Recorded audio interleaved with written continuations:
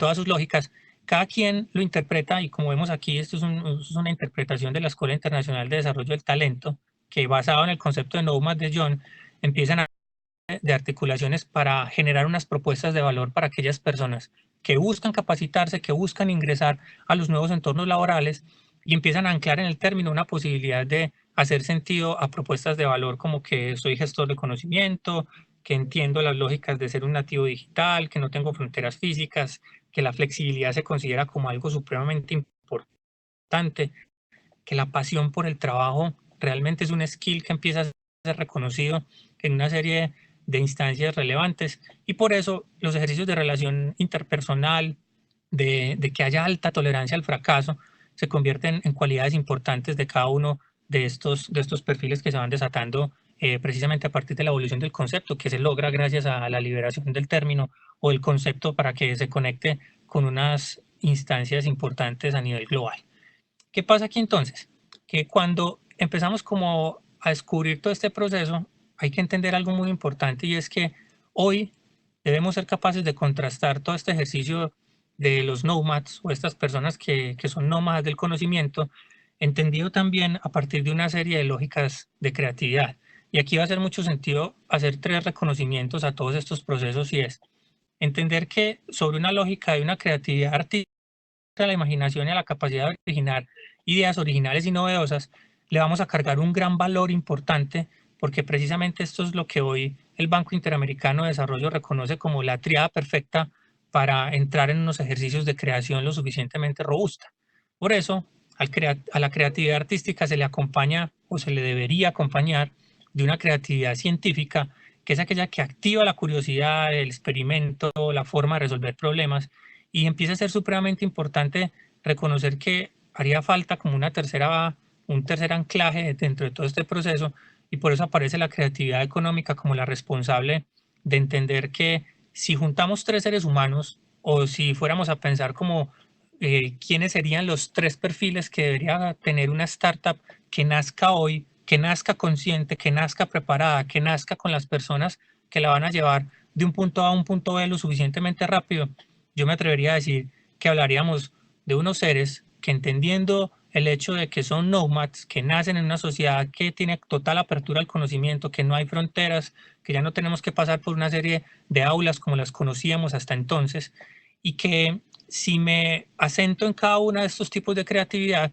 podría empezar a tener un perfil interesante y un perfil perseguido, no solo por aquellos que están creando empresa o que están facilitando la creación de nuevos modelos de negocio, sino de ser parte de esos equipos de líderes de alto desempeño que están buscando las organizaciones para sacar adelante los retos que tienen por sacar adelante. Esta configuración que estamos viendo aquí, por ejemplo, es la que reconoce el BID como la combinación virtuosa para hablar de un ejercicio de economía creativa o de economía naranja, que es el gran concepto que se han ido anclando desde hace unos años alrededor del proceso, que habilita realmente que estemos hablando de un ejercicio creativo importante. ¿Qué pasa aquí entonces? Cuando con esta gran combinación empezamos a entender hacia dónde nos vamos a mover dentro de todo este proceso, necesariamente aparece el concepto de innovación disruptiva como el resultado del hecho de que haya una serie de personas que entendiendo la lógica en la que han venido estructurándose como nomads y como personas que activan sus distintos niveles de creatividad, podríamos incluso hacerle una nueva pregunta al término nomad y es, ¿qué tanto es responsable hoy de que hablemos de que en efecto encontremos lógicas de innovación disruptiva dentro de lo que conocemos hoy en cada una de las instancias en las que nos movemos? ¿Qué pasa aquí? Que incluso un término como este, miren aquí, aquí podemos revisar la forma en la que ha venido evolucionando el concepto, por lo menos este estudio que planteaba la fuente de EY, hasta el año 2015 era un término que empezaba a ser suficientemente protegido que empecemos a hacernos una pregunta y es, ¿qué diablos es aquello que llamamos innovación disruptiva en un contexto en el que no se da per se, no se da gratuitamente, sino que básicamente es el resultado de que hay una serie de seres humanos detrás que han venido conectando los puntos, que han venido haciendo las distintas posibilidades de llevar todos estos procesos hacia un siguiente nivel y elevando la forma en la que los seres humanos nos empezamos a hacer mejores preguntas, ¿cierto?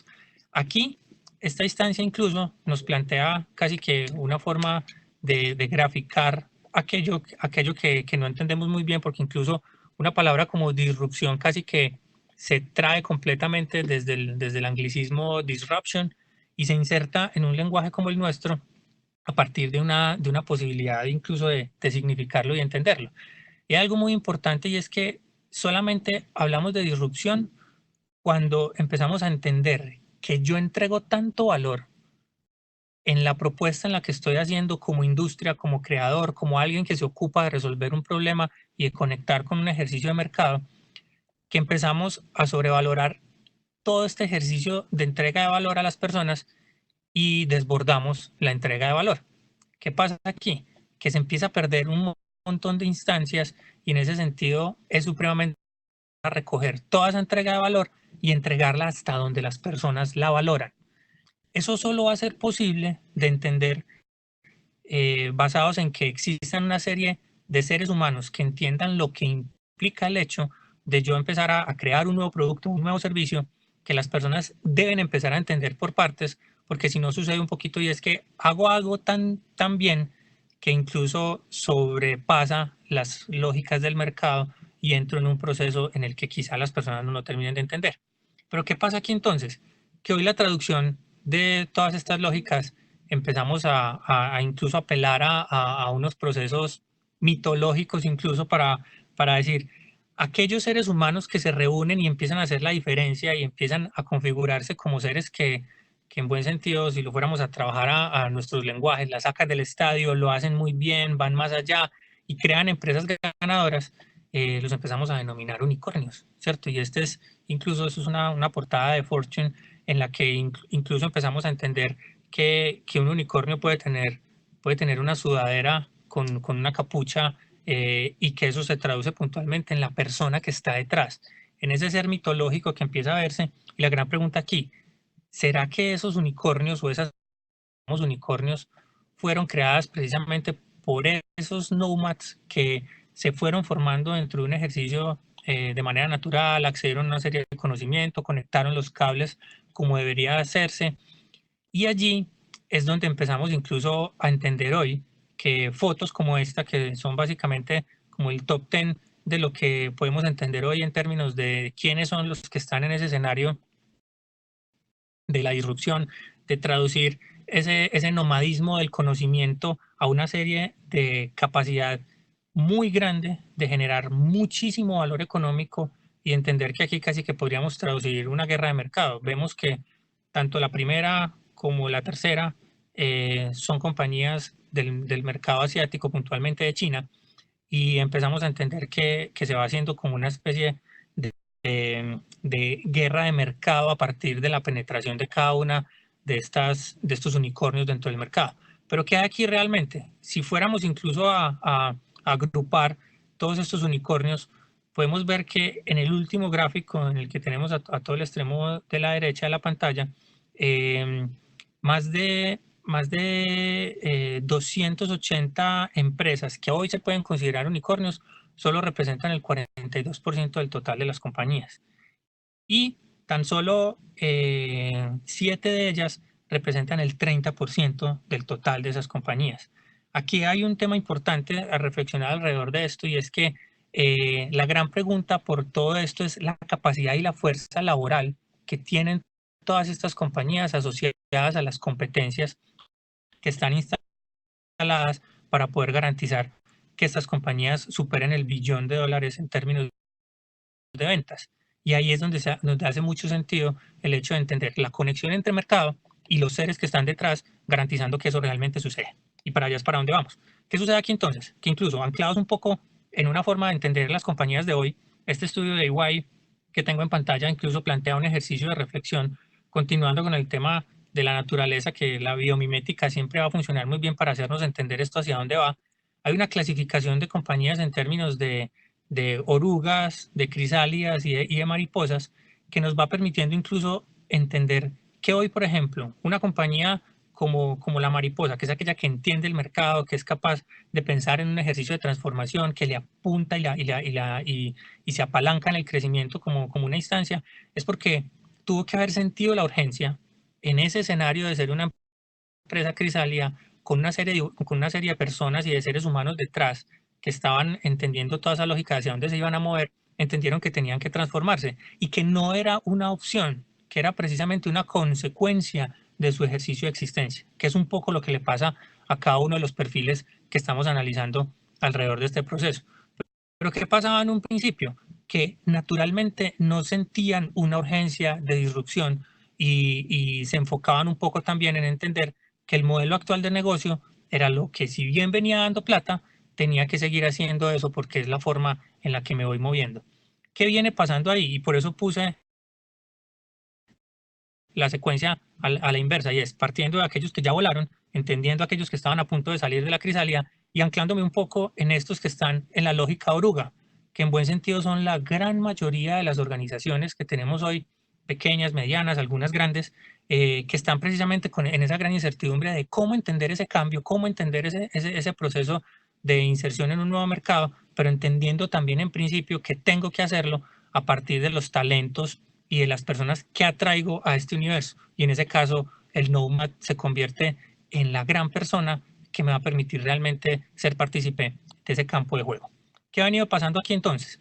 Que empezamos a hablar de una gran posibilidad y es aquellas organizaciones capaces de entender que tienen que seguir trabajando con lo que les ha venido generando ingresos, pero que también tienen que ocuparse de ese futuro y esa lógica hacia las cuales nos vamos a mover en términos de próximos pasos o de planeación estratégica de los próximos 2 años, porque incluso un largo plazo hoy sería hablar de 2 años. Alguien diría, no, largo plazo deben ser 5. Larguísimo plazo hoy son 2 años. Las iteraciones y las formas en las que nos movemos realmente son lógicas importantes. Ahora, ¿qué caminos eligen todas estas compañías? En buen sentido, es pensar en varias velocidades al mismo tiempo. Y esto tiene que ver incluso con un proceso importante y es este esquema en el que las empresas con perfiles ambidextros plantean un ejercicio que lo va a leer un poco de izquierda a derecha en el sentido de decir, aquello que está en el escenario blanco es el escenario tradicional, aquello que está en el escenario gris es el horizonte 2 en el que voy a empezar a pensar en un modelo de crecimiento y en una lógica de hacia dónde me voy a mover. Y el escenario futuro es precisamente ese escenario en el que voy a ser capaz de empezar a pensar en un futuro mientras emerge en la medida en la que tengo talento asociado a estarse preocupando por la empresa que vamos a hacer en el futuro, no por la que soy hoy. Y miren que ahí en la parte de abajo, cuando hablamos del ejercicio de liderazgo, el ejercicio de liderazgo se despliega desde una lógica importante y es que pasa desde un liderazgo tradicional y adaptativo, que es bien importante y reconocido dentro de una lógica Nomad, a pasar a un escenario ambidextro, que ¿qué quiere decir? Que entiendo lo mejor de los dos mundos. Sé que en el primer escenario es en el escenario donde estoy generando los dividendos de hoy, donde estoy generando la caja de hoy, donde estoy generando lo que me permite operar el día de hoy. Y me voy a mover hacia un tercer escenario donde aparece el rol y el liderazgo emprendedor como lo más importante, porque estoy hablando de un ejercicio de exploración y de investigación que crea valor. Por eso hablamos de que ese es un horizonte 3. Y en ese sentido, hoy las organizaciones con perfiles ambidextros son aquellas que son capaces de tener en cada uno de estas casillitas o en cada una de estas verticales personas que agreguen valor. En el caso del centro, personas que sean puente y que sean capaces de entender cómo es mi día a día, pero adicional a eso, entender que me debo ocupar del futuro en la medida en la que va emergiendo y lo voy entendiendo, porque también eso es importante dentro del proceso.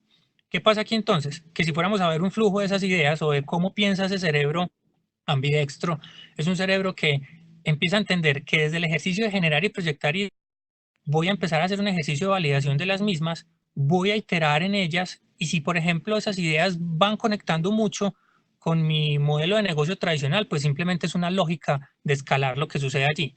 Pero si por el contrario son ideas que conectan poco con el negocio de hoy, quiere decir que hay un gran guiño a una posibilidad de crear un nuevo negocio y por ende empezar a explorar unos nuevos mercados de los cuales me debo ocupar. Ahí es donde se ancla el gran perfil Nomad dentro de este proceso porque empieza a fluir hacia una lógica ambidextra porque entiende lo que pasa en el día a día, pero se proyecta a futuro y en buen sentido hace que sus ideas caminen, en este caso, por el camino amarillo, que es el que nos lleva hacia un cambio de paradigma y hacia un cambio dentro de los modelos de negocio que se tienen dentro de las organizaciones. ¿Qué sucede aquí entonces? Que hoy hay 5 factores que se reconocen dentro de todo este proceso, que son los que nos permiten entrar un poco a poner sobre la mesa esas ocupaciones por entender qué pasa con esta cuarta revolución. Y miren que aquí, esto es una encuesta que plantea el equipo de EY también en un proceso en el que se hizo una encuesta tanto a inversores como a directivos de compañía, donde empezaron como a preguntarse, y aquí llegamos como a los 5 grandes escenarios en los cuales nos vamos a mover en los próximos años. Hablamos de innovaciones tecnológicas, esto es algo que reconocen más los CEOs, como lo vemos aquí con un 80% versus un 57% del lado de los inversores, que básicamente van a ser los escenarios de disrupción en los que nos vamos a meter. Por ende, ahí tendríamos que pensar en cuál es ese perfil Nomad que entiende la lógica de la tecnología y la innovación que hay ahí detrás. Los nuevos modelos de negocio, aquí en buen sentido lo comparten más los inversores porque ellos entienden que sobre unas lógicas de nuevos negocios voy a ser capaz de invertir más dentro del proceso. No es tan relevante incluso para el escenario de los CEOs, aunque le dan un tema de importancia y de relevancia. Pero miren que un tercer factor se vuelve importante y es los cambios regulatorios. Esto hace que un negocio hoy tenga un escenario propicio o no, y va a ser muy importante reconocer esto del proceso, y eso se convierte en una gran skill para los talentos que están resolviendo el tema. Y por último, y no menos importante, los cambios de hábitos del consumidor, que miren que aquí vemos como unas especies de flechitas que llegan al cerebro de esas personas, y es un poco lo que pasa hoy, es que el gran paradigma en el que estamos es cómo empezamos a predecir esos comportamientos de las personas a partir del análisis de sus comportamientos. Y eso se convierte en algo supremamente relevante y es lo que vamos a ver durante todo este proceso. Al final, ¿hacia dónde va toda esta lógica? Y es que incluso miren, Klaus, cuando planteaba este ejercicio desde su reflexión industrial, hablaba de que afectará la esencia misma de nuestra experiencia humana. Cuando Klaus Schwab hacía esta reflexión sobre este proceso, hacía una gran declaratoria, y digamos que un poquito a Klaus le debemos un poquito esa paranoia que tenemos de se nos van a acabar tantas labores que tenemos hoy, pero nos quedábamos un poquito callados con todas las otras que se creaban. Entonces, perdíamos 47 y se crean 150, por poner un ejemplo. Y aquí es donde hace mucho sentido, a partir de estos grandes titulares que son los que empiezan a emerger por todos lados, empezar a entender hacia dónde nos vamos a mover en la formación y en la conexión de todos estos talentos, hacia dónde lo vamos a anclar. Yo quiero empezar a tener una serie de ejemplos alrededor de todo esto, y por eso me hace mucho sentido que analicemos un desafío a partir de un universo como el sector retail, donde hablamos de confección de prendas de vestir, ¿cierto? Que eso nos ayuda un poquito como a anclar todo este proceso, porque al final vamos a condensar esto en 4 grandes aprendizajes dentro del proceso para que tengamos un ejercicio de discusión al final. ¿Cuál es el aprendizaje invisible que caracteriza a los nomads detrás de una posible solución en un escenario como estos? Y aquí viene el reto, y es cómo responder a las necesidades de múltiples tallas en los clientes sin producir más de la cuenta. En un escenario como el sector del retail, de la confección, una de las cosas que sucede, estamos inmersos en un tema en el que producimos más de la cuenta porque no sabemos entender muy bien cuál va a ser el nivel de demanda. Y aquí quisiera ponerles un ejemplo a partir de cómo una compañía japonesa resolvió el tema, que nos va a permitir anclar un poquito la reflexión después del video. Veamos este clip.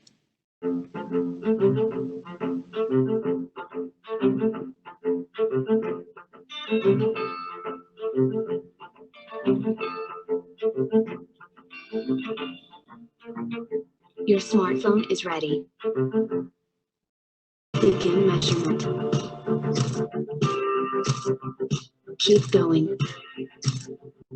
You are almost done.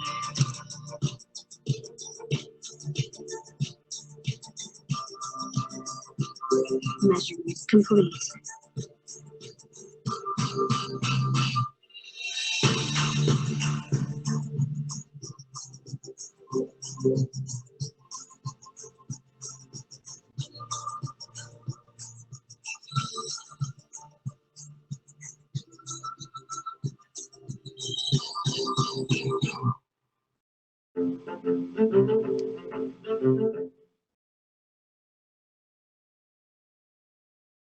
Miren, aquí podríamos hacer un poco la reflexión desde este ejercicio, y es que se juntan tres necesidades importantes, y es entender las necesidades del sector, y para eso necesito tener un sentido supremamente agudo de investigación, de entender a los consumidores, de saber hacia dónde me muevo, para poder entender que una captura inteligente y creativa de datos es necesaria dentro de este proceso, y hablar al final de un modelo crowd de anticipación. Porque miren que normalmente este desafío, si lo fuera a resolver una compañía hoy de una manera tradicional, tendría todos los antecedentes o todo el ambiente, digamos, no propicio para crear una lógica que básicamente le resolviera el tema en segundos. Y aquí, pues, en el clip parece muy sencillo la forma de conectar los puntos, pero eso obedece puntualmente a una serie de apalancamientos en la habilitación de la tecnología, entender lo que podemos hacer de una manera colectiva y de poner el reto a las personas para resolver un tema que empieza a convertirse en un gran valor. La pregunta aquí es, ¿cuánto vale los datos que empieza a obtener esta compañía a partir del hecho de tener las configuraciones de masa corporal de cada una de las personas que son clientes de sí misma? Eso es una gran pregunta que debe empezar a resolverse con nuevos modelos de negocio, y que precisamente ahí es donde se ancla todo el proceso.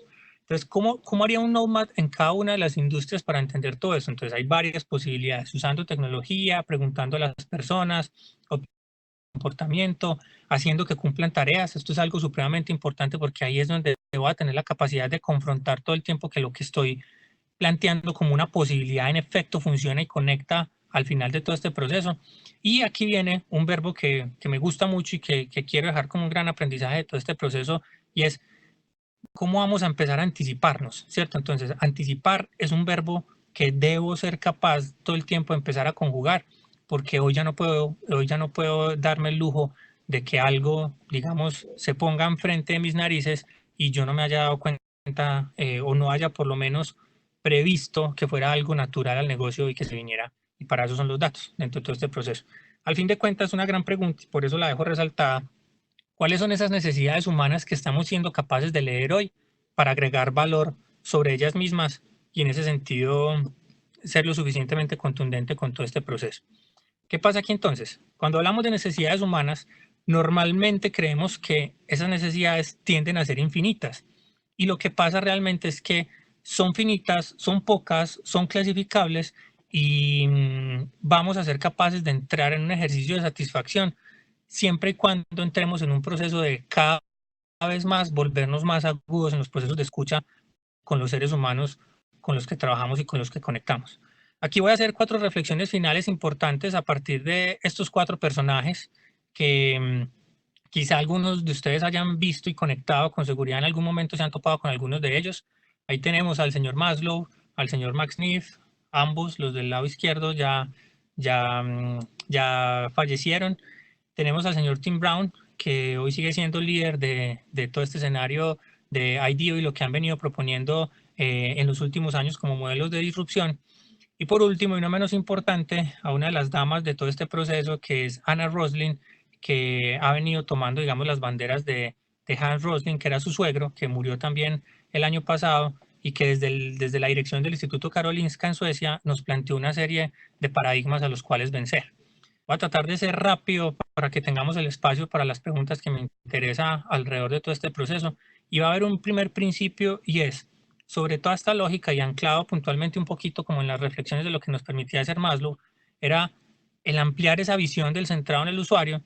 Y aquí va a ser muy importante y muy relevante devolvernos al momento histórico en el que un personaje como Maslow, que tenía una serie de declaratorias alrededor de la seguridad, del amor y la autoestima como temas supremamente importantes y relevantes, y lo van a ver al final que no son menos relevantes precisamente dentro del reconocimiento que estamos haciendo hoy. Y es que hoy hablamos de que cada vez nos conectamos más con el hecho de ser bueno y de ser decente. Y eso es algo que se nos ha venido perdiendo dentro del proceso de conectar con la agregación de valor. ¿Qué pasaba aquí? Que en lo que nos planteaba Maslow, hablábamos de este modelo tradicional en el que planteábamos un ejercicio en el que esta pirámide se volvió casi que un común denominador en todas las clases de psicología, en las clases de mercadeo, en las clases de entendimiento del usuario. Pero precisamente esta pirámide ha venido evolucionando en una serie importante de lógicas, y hoy precisamente lo usan las compañías de gestión del talento para empezar a reconocer qué tan conectados están los empleados con su proceso, digamos, dentro de una organización, pero también pasan cosas de este nivel, ¿cierto? Y es que a partir de un modelo memético, porque esto básicamente es como una especie de mofa basada en un tema visual.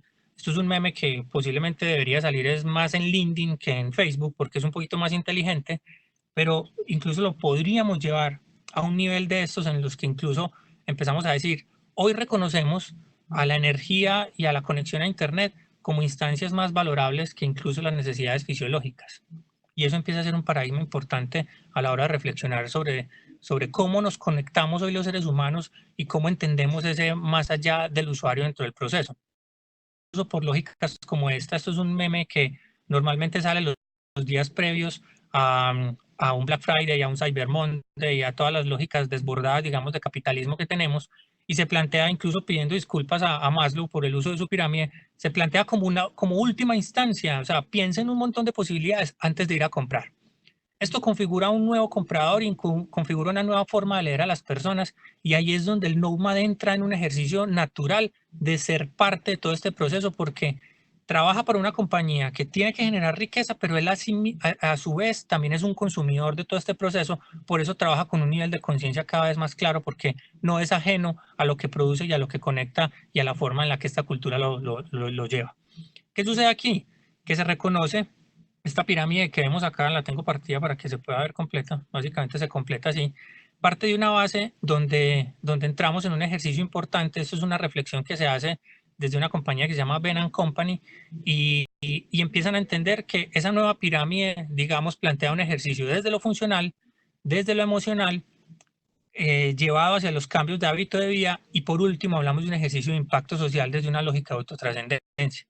Esto viene a ser supremamente importante porque ahí es donde empezamos a conectar con distintas posibilidades hacia dónde nos vamos a mover y hacia dónde ese ser humano, anclado desde el principio en un ejercicio de autotrascendencia, entiende hacia dónde nos vamos a mover, vamos a dar los siguientes pasos dentro del proceso. ¿Qué pasa aquí entonces? Que precisamente hay un gran reto, y es, basados en un concepto como este de la infoxicación, ¿yo cómo voy a ser capaz de hacer lectura frente a un mar de posibilidades que hay dentro del proceso? Quiero que veamos el siguiente clip, que es bien interesante para anclar este concepto.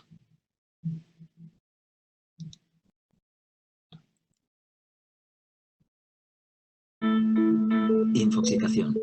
Estamos intoxicados de información. Antes tenías 5 amigos. Hoy tienes 500. La sal era blanca. Hoy es de colores y de sabores. Si tenías sed, bebías agua. Ahora puedes catar 100 aguas diferentes. ¿No te gusta tu nariz? Perfecto. Elige otra. El color azul era azul. No cobalto, lavanda, lapislázuli o marisma. Ya no te casas para toda la vida. Te pasas la vida casándote. ¿Un café o un trapuchino orgánico con leche de soja y sacarina glaseada? Body Combat, Tai Gym, Spinning. ¿Hace alguien gimnasia? Infoxicación. Miles de opciones, millones de dudas. Hay decisiones que se toman solas.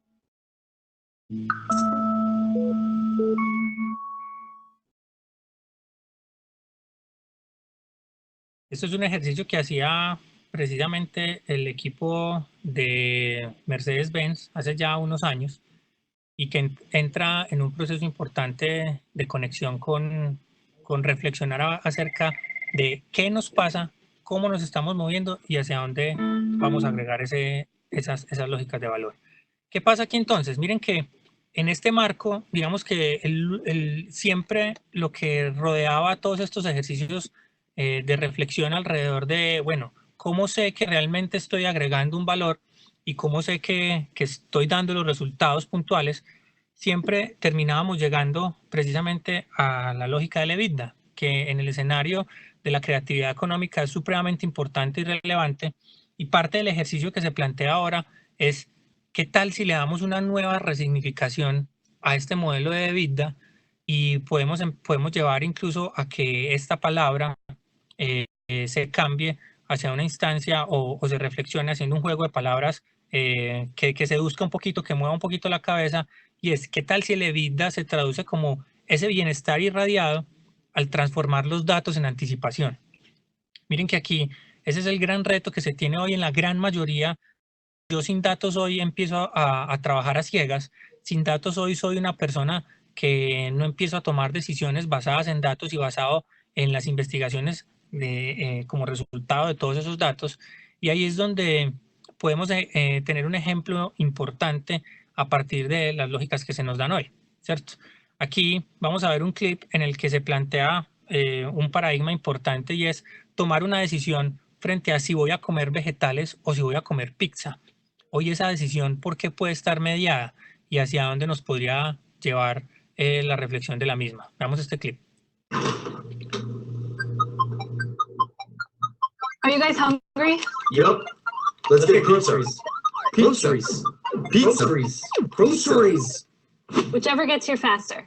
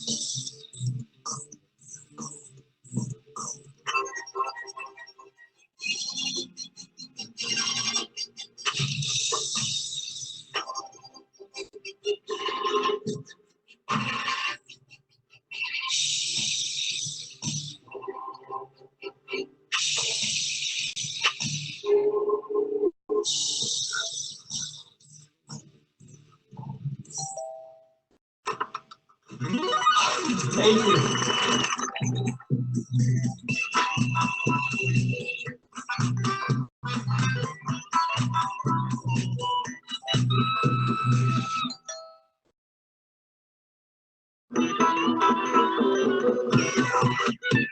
Common Sense Robotics, moving things faster. 5-minute order fulfillment. Zero capital expenditure. Guaranteed profitability. Faster than pizza.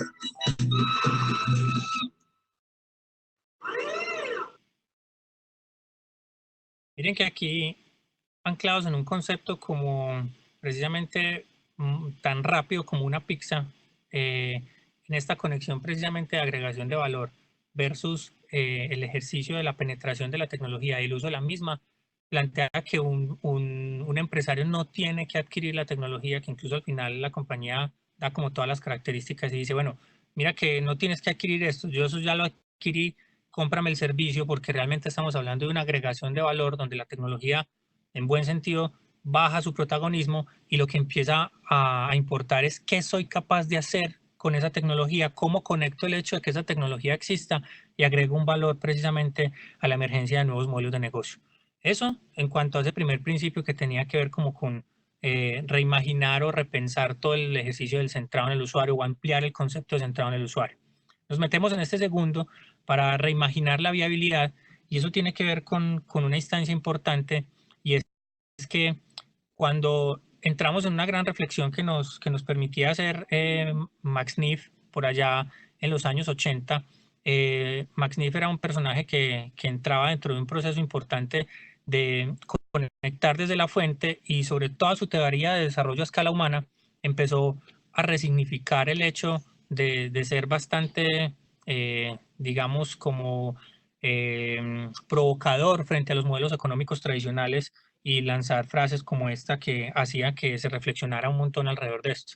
¿Qué le debemos a Max Neef? Le debemos el hecho de que tengamos esta maravillosa matriz que nos ayuda a entender las necesidades y satisfactores humanos basados en 4 instancias importantes que yo creo que caracterizan muy bien a un nomad en una parte importante de la pirámide. Aquí es como si lo hubiéramos invertido. Empezamos por un ejercicio de subsistencia, protección, afecto, nos vamos moviendo hacia instancias como entendimiento y participación.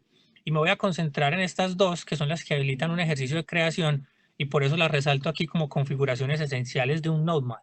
Porque aquí es donde aparece la curiosidad, la receptividad. Normalmente los escenarios de ocio han sido llevados a un escenario no son escenarios digamos, como de pérdida de tiempo, no son capacidades de creación, sino que se ven como precisamente esas instancias de estoy perdiendo el tiempo. Y no habrá escenario más importante para la creación y para la emergencia de una conexión importante con el conocimiento, con ese aprendizaje invisible, que sea a partir de las lógicas del ocio y de la creación. Por eso ahí, al final de toda esta matriz y de todo el aprendizaje que nos puede dar el modelo de Max Neef del desarrollo a escala humana, podemos hablar de un ejercicio identitario llevado a un modelo de libertad que casi que no nos pone límites como seres humanos y nos activa precisamente a ser los generadores de nuestro propio conocimiento. Por eso, una de las principales características del Nomad quizá sea el autoaprendizaje dentro de cada uno de estos procesos. Por eso quiero que veamos este clip que nos conecta. Every idea has the potential for greatness. We can dream of progress. Or we can embrace the present.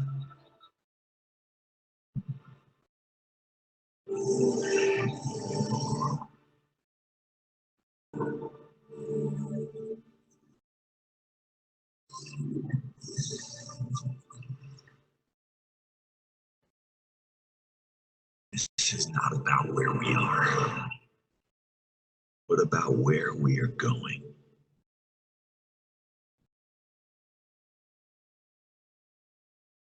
Miren que a partir de la reflexión que podemos hacer de este ejercicio, el clip que acabamos de ver, aquí tengo completo el texto el que acabamos de escuchar. Al final hay una reflexión importante, se trata de a dónde vamos, ¿cierto? No de quiénes somos. Y realmente se convierte en una gran reflexión precisamente de por qué es tan importante reflexionar a partir de cuáles son esos valores y esas lógicas que mueven a un nomad hoy.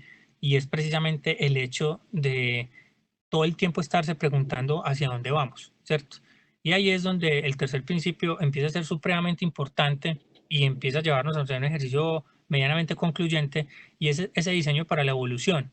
¿Qué pasa en un ejercicio de la evolución? Y para esto yo creo que un Tim Brown y todo el equipo de IDEO, desde sus lógicas de haber insertado el modelo del design thinking como una de las lógicas más cambiadoras de paradigmas en los últimos años en términos de cómo el diseño se adentró en la vida de todas las industrias y empezó a ser un concepto supremamente importante para ser capaz de entender el por qué hago lo que hago. Y él hace un llamado bien importante a la hora de conectarnos con esto, y es entender que la biomimética o esa necesidad que tenemos de imitar a la naturaleza se convierte en un gran llamado al proceso. Por eso en su último modelo, digamos, IDEO plantea una lógica de circular design, donde incluso eso hace un gran cambio de paradigma mental en términos de incluso borrar un poquito y decir, venga, lo que veníamos haciendo bien, pero empezar desde un diseño circular para no tener que ir a atacar un problema a la mitad de camino es supremamente importante. De ahí es que nace un poco el hecho de hablar de que la basura es un error de diseño, y empezamos a entender que en una lógica como producir, consumir y tirar, hoy no debería existir ningún modelo que crezca sobre esa lógica. Y una lógica de producir, consumir y reintegrar se convierte en un gran aliciente alrededor de hacia dónde nos vamos a mover y cómo vamos a integrar dentro de ese proceso. Por eso, aquí hay algo importante. Hace un par de semanas, los nomads, digamos, esos personajes que están siendo parte de los modelos disruptivos de Google, hicieron un vuelco total a la hora de cómo presentar sus productos, de cómo entender dónde están las inspiraciones y de cómo conectar estas posibilidades. Y me llamó mucho la atención y por eso quise traer este clip acá, porque cuando Google hace la presentación de sus nuevos desarrollos, tanto en hardware como en software, donde hay una preocupación importante por los materiales, tienen una gran declaratoria incluso hacia dónde se van a mover, y por eso es pertinente que la revisemos, porque detrás de esto hay una serie de perfiles importantes y relevantes alrededor de todo este proceso. Miren esto. What if everything we made started with the environment in mind? Every product, every process, every material we use. What if sustainability was at the beginning of the process instead of tacked on at the end? I think design is about solving problems not just making something look pretty. You have to look beyond what goes inside of it and think about how the greater world will be affected by what we leave or don't leave behind. Sustainability is embedded in every step of the way, very early on when we're selecting something like, say, materials, all the way to how is the product going to be serviceable. So it's really end to end. By putting sustainability at the core, we're able to use even more post-consumer recycled materials, like turning used plastic bottles into the fabric of our Google Nest devices. This isn't always the easiest path. In some cases, we've had to innovate and create new materials and rethink how they go through the production and manufacturing processes. We're working towards making our products last longer and partnering with communities to end our reliance on the extraction of raw materials by reclaiming and repurposing them. But there's more that needs to be done. I think our moral obligation is to leave the planet better than we found it and to give back to Mother Nature.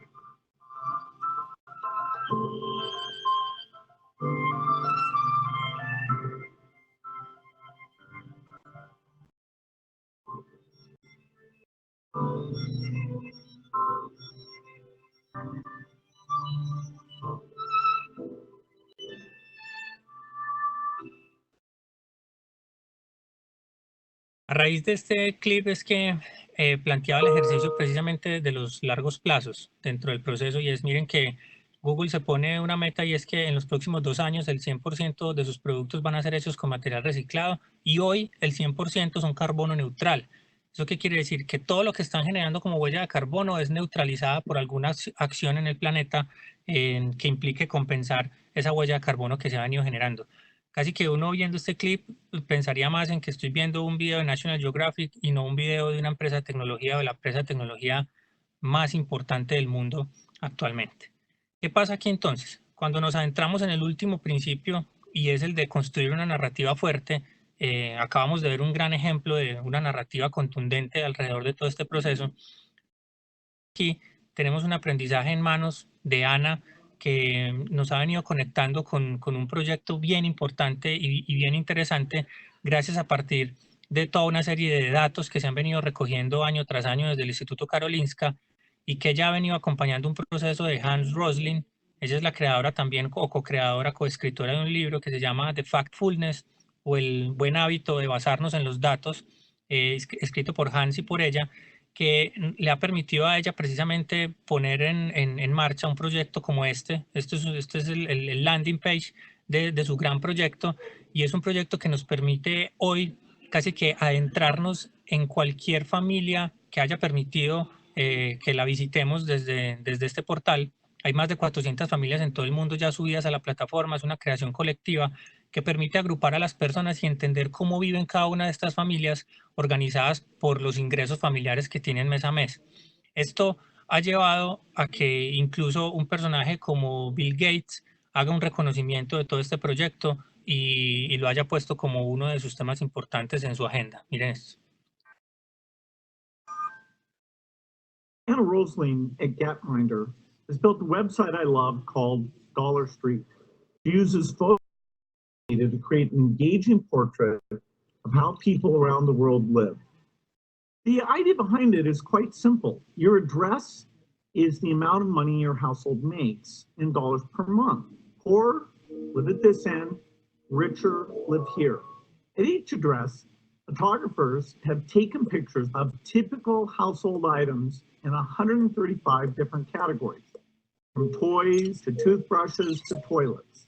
Dollar Street lets you compare what their life is like.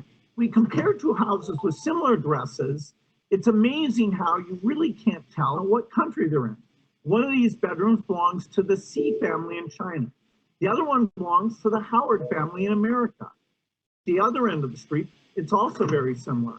Here we see beds in Thailand and India with the poor houses down at $90 Street. They both have bed nets, they sleep on mats, very similar, despite the differences in locale, government, and culture. Toothbrushes, most of us may think, oh, doesn't everybody have that? Well, no, toothbrushes at $40 Street are just sticks, or as we see here in Myanmar, people just using their fingers. Now, drop the street, and then you get a toothbrush that's shared. Then, at the richer end of Dollar Street, everybody's got their own toothbrush. Doing things like using a pit latrine or brushing your teeth with a stick, that's not a cultural choice. That's a economic constraint. Anna Rosalind's metaphor of a street reminds us people at the same income level, no matter where they live, tend to live similar lives. There are 7 billion people on the planet. When you ask people, where do you fall on Dollar Street? Almost everyone puts themselves here in the middle. But in reality, for almost everyone watching this video, and most of the people you know, you actually live up here. Getting across this understanding of different income levels, I've never seen it done well until Dollar Street. You can learn a lot by browsing around. I hope all of you will check it out. Ahí tienen la dirección para que visiten el sitio dollarstreet.org. Y aquí ya vamos haciendo un ejercicio final de reflexión sobre todo este proceso. Y es cada uno de estos principios, desde el ampliar la visión descentrada en el usuario, reimaginar la viabilidad, el diseño para la evolución y al final esa fortaleza en la narrativa, nos están permitiendo comprobar un poquito la tesis de plantear un nuevo modelo de vida para esos Nomad, que resignifican la labor del éxito más allá de los réditos económicos, que son importantes porque son los que hacen sustentables o sostenibles los proyectos, pero que empiezan a entender que ese bienestar irradiado, al transformar los datos en anticipación, se podría convertir como en el nuevo argumento a la hora de entender que todo lo que hago debe anclarse en unas lógicas de entender hacia dónde voy. Miren, simplemente para hacer un cierre importante aquí al final, y es, desde el año pasado, estas son las competencias que reconoce en el reporte de Future of Jobs Report del Banco Mundial, nos permite incluso entender que la tendencia hacia el 2022 mantiene ese pensamiento analítico y la innovación en un primer lugar, y empiezan a hacer bien importante la creatividad, la originalidad y la iniciativa como skills que son reconocidos por las compañías, por los proyectos, por la misma lógica en la cual nos movemos los seres humanos, y que incluso algunos que van a declinar bastante para el año 2022, que son los que tenemos al lado derecho, el management de personas, por ejemplo, la administración de personal, empieza a ser algo que empieza a crecer dentro de todo este proceso. Aquí con cada una de estas instancias podríamos empezar a plantear una serie de preguntas interesantes a partir de lo que implica todo esto. ¿Será que todo esto va a ser un ejercicio de reemplazar todas estas instancias a partir de máquinas o hacia procesos más inmediatos, menos pasados por el corazón y por el estómago y más pasados por una razón importante alrededor del proceso?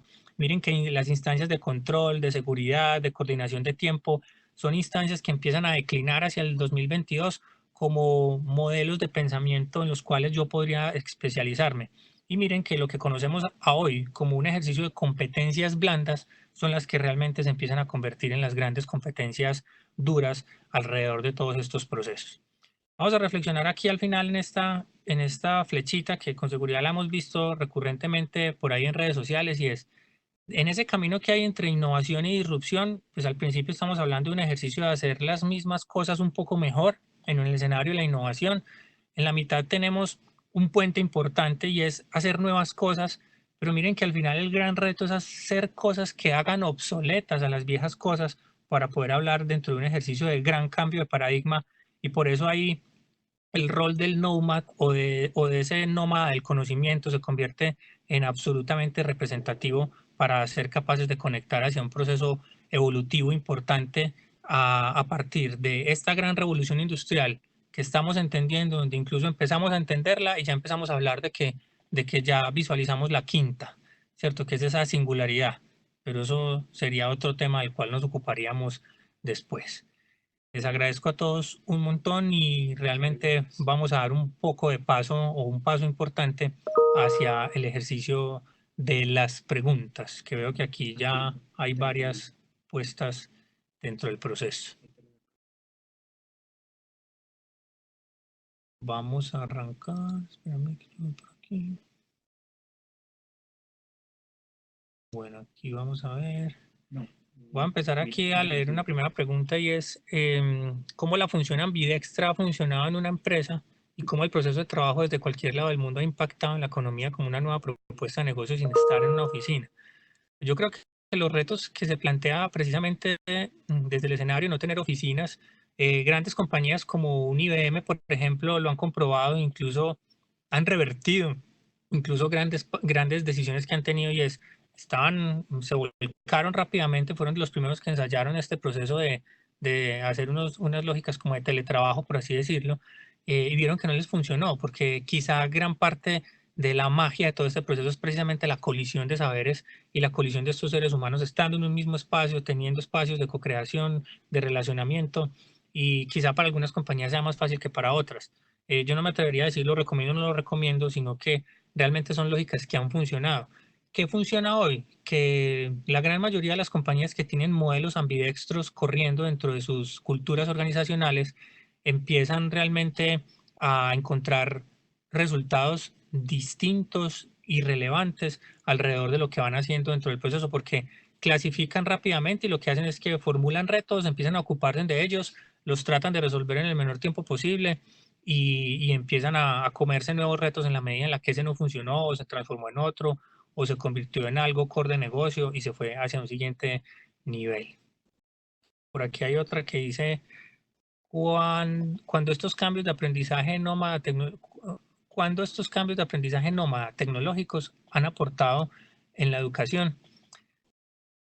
Pues realmente es el gran foco y la gran reflexión que tenemos en este webinar y en los que se vienen de aquí en adelante, y es cuando hablamos de un aprendizaje invisible, nos adentramos realmente en una necesidad de entender muy bien ese aprendizaje que no somos tan conscientes que lo tenemos, cómo vamos a ser capaces de gestionarlo y sacarlo a un primer nivel, porque a veces el aprendizaje nómada o lo que hay aquí detrás de un comportamiento de un nómada o de estas personas que estamos analizando un poquito como los seres que hacen efervecer todo este ejercicio de conexión entre tecnología y aprendizaje, ahí es donde va a ser supremamente importante, y uno de los grandes roles que se plantea aquí es el rol del docente. Para los que somos docentes se convierte en un gran reto aplicar todas estas lógicas, porque casi que es plantear de qué manera le doy el salto hacia los nuevos modelos de aprendizaje cuando ya todas las personas vienen con una configuración por naturaleza de este nivel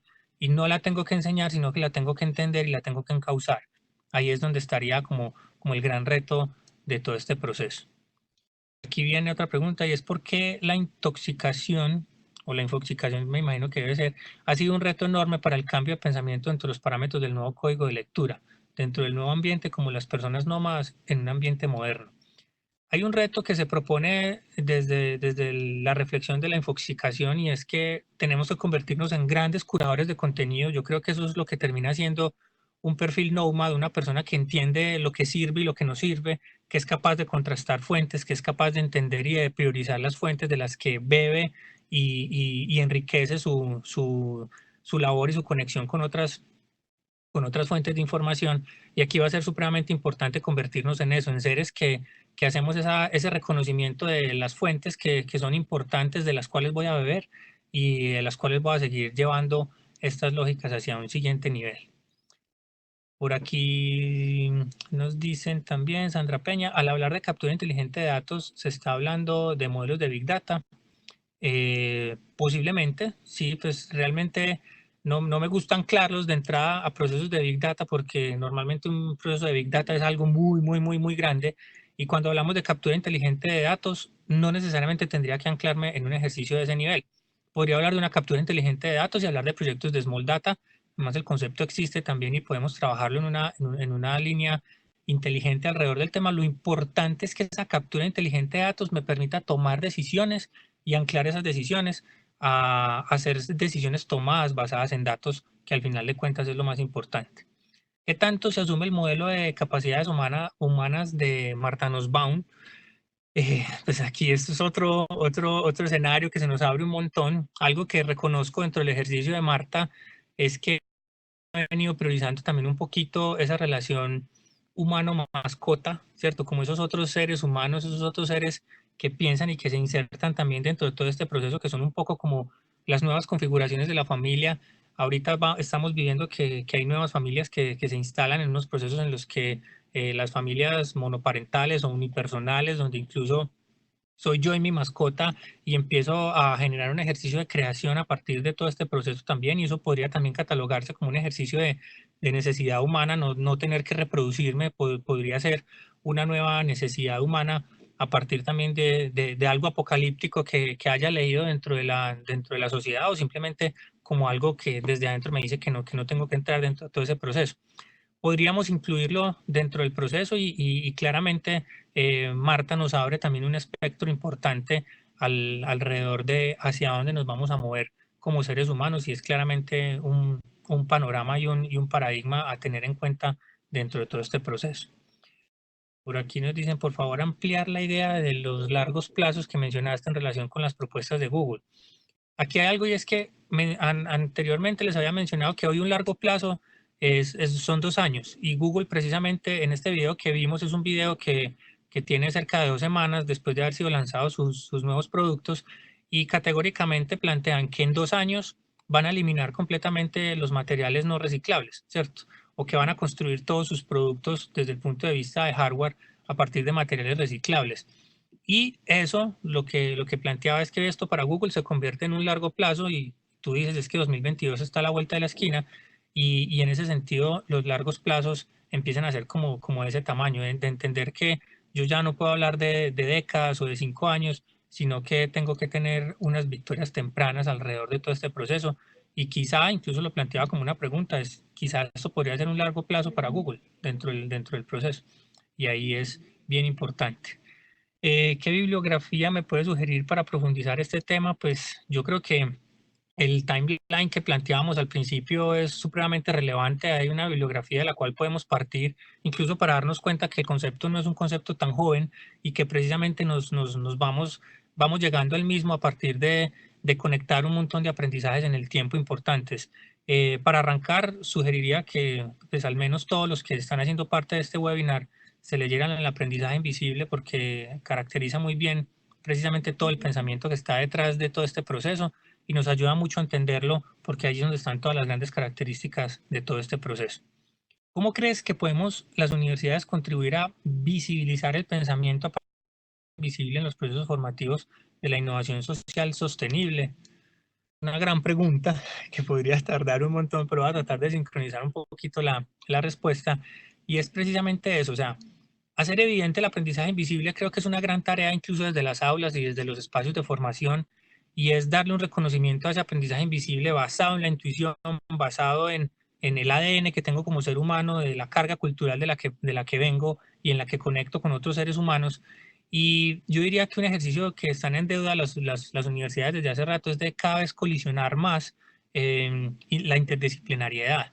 Eso se convierte en una forma de desatar un aprendizaje invisible cada vez más sugestivo y más retador, porque en la medida en la que empezamos a conectar distintas formas de ver el mundo, es que este aprendizaje empieza a ser cada vez más categórico y bien importante. ¿Qué tan creativo se es cuando el soporte tecnológico nos hace ser dependientes del desarrollo y terminamos siendo simplemente usuarios de los proveedores que están en la vanguardia? Pues esto es una pregunta que creería que es dejarla allí como tal, porque no tendría una única respuesta. Plantearía una mejor pregunta a partir de esta, y es cómo, sobre todo esto que acabamos de ver, podríamos, digamos, hacer una apuesta a cambiar todos los rumbos y las lógicas en las que el universo. Yo creo que hoy tenemos en todas nuestras manos, y gracias a la democratización del conocimiento, la democratización de la tecnología y el acceso a un montón de posibilidades, ser parte del cambio y convertirnos en unos actores de cambio que, a partir de todas estas lógicas a las que tenemos acceso, empezar a hacer la diferencia frente a lo que hacemos. Podría ser un camino importante. Con respecto al tema de la infoxicación, ¿qué recomendaciones nos darías a las personas que trabajamos en sistemas de bibliotecas universitarias para incentivar la lectura crítica? Yo creería que incluso hoy la gran mayoría de la lectura es crítica, digamos que no crítica como nos la imaginaríamos, pero un comentario en Facebook se convierte en una lectura crítica si lo fuéramos a poner en la reflexión clara del tema. Lo que pasa es que es una lectura crítica quizá a veces muy salida desde el estómago, que es una lectura que puede tener un nivel de criticidad importante, pero que está muy llena de comentarios emocionales. Pero si fuéramos a tratar de profundizar en un ejercicio de lectura crítica, uno de los temas importantes es volver a darle calidad a las discusiones que tenemos en los escenarios sociales, fomentar el hecho de que por ejemplo, los escenarios de autorregulación, en los comentarios en redes, en los ejercicios en los que participamos, cada vez sean más respetuosos y nos vayamos yendo a hacer un ejercicio de autorregulación, porque ahí es donde va a emerger un ejercicio juicioso de entender hacia dónde nos movemos y cada vez aquellos que a veces nos sentimos infoxicados, porque yo creo que nos pasa a todos todo el tiempo, de qué caminos abordar el conocimiento y de qué manera movernos dentro del proceso. Por aquí se dice, ¿podrías facilitar la presentación? Claro que sí. Nos puedes enviar la presentación. Bueno, ¿cuáles son los conocimientos básicos de un nómada que piensa a futuro? Yo creo que de entrada podríamos hablar y es ese nómada que piensa a futuro, es aquel que no para de investigar, no para de leer, no para de entender lo que está pasando. Recuerden lo que hablábamos ahorita, cada vez que empezamos como a leer algo, no terminamos de entenderlo y ya viene algo completamente nuevo. Yo creo que parte del ejercicio no es jugarle tampoco a la novedad, sino jugar a entender o estar en el juego, de estar entendiendo cómo van evolucionando los conceptos y cómo van evolucionando las posibilidades para movernos en unas instancias relevantes alrededor del proceso. ¿Se aumentará la brecha digital? Es una gran pregunta que la quiero dejar ahí planteada. Creo que es una pregunta que todos nos podemos hacer. ¿Se aumentará esa brecha digital? No creo que tenga la verdad revelada alrededor del tema, por eso me abstengo de responderla. Es una gran pregunta. ¿Cómo poder transformar si la creatividad? Por ejemplo, en los programas académicos de créditos, 4 o 5 años, ya son los tiempos que un usuario estudiante quiere o necesita. Claramente esos ya no son los tiempos. Hace rato que vivimos un modelo evolutivo en términos de acceso al conocimiento, donde cada vez vamos a ver que 4 años para un pregrado y 5 son impensables. Esto básicamente responde a un ejercicio de cambio de modelo de negocio. Las universidades hoy no pueden entender que sigan ingresando personas a modelos tan largos de aprendizaje y que te tardes tanto en insertarte laboralmente, porque cada vez voy a querer, digamos, comerme el mundo más rápido. Y si hablábamos ahorita que 2 años es un largo plazo, pues ni me imagino lo que podemos pensar a partir de 5 años. Yo soy un convencido de que cada vez tenemos que evolucionar más en eso y que es un modelo que tiene que cambiar en el corto plazo. ¿Cuáles serían los conocimientos básicos de un nómada pensando futuro? Ya lo respondimos. La tecnología nos hará más incluyentes, posiblemente, o incluso más excluyentes también. Eso podría ser un gran contraste ahí, algunas más que otras. Hay una reflexión importante. Por eso creo que formular mejores preguntas cada vez para estos temas va a ser relevante. Programas actuales que tienen fecha de vencimiento, pero aún se siguen ofreciendo, lo que acabamos de hablar. ¿Cómo transformar? Bueno, ¿cómo se puede evaluar el trabajo de un nómada? Yo creo que el trabajo de un nómada es qué tanto cambio hace, qué tanto valor agrega a una comunidad o una sociedad en la que participa y en la que con la que conecta y empieza a generar interacciones. Porque hoy el único resultado no podría ser mejores ventas o acceder a una beca, este tipo de cosas. Creo que el resultado de un nómada es qué tanta lectura hace de problemas locales con una mirada global, involucrando a las comunidades y convirtiéndose en un actor de cambio que resignifica el valor del éxito y lo pone más allá de los réditos económicos. Ese realmente debería ser como los indicadores que muevan a la evaluación de un nómada en medio de todo este escenario de pensar y de conectarnos con una nueva forma de aprender y con una nueva forma de prepararnos para el futuro, en la medida en la que emerge, como lo vimos ahí todo el tiempo. Bueno, creo que ahí rápidamente logré responder todas estas preguntas.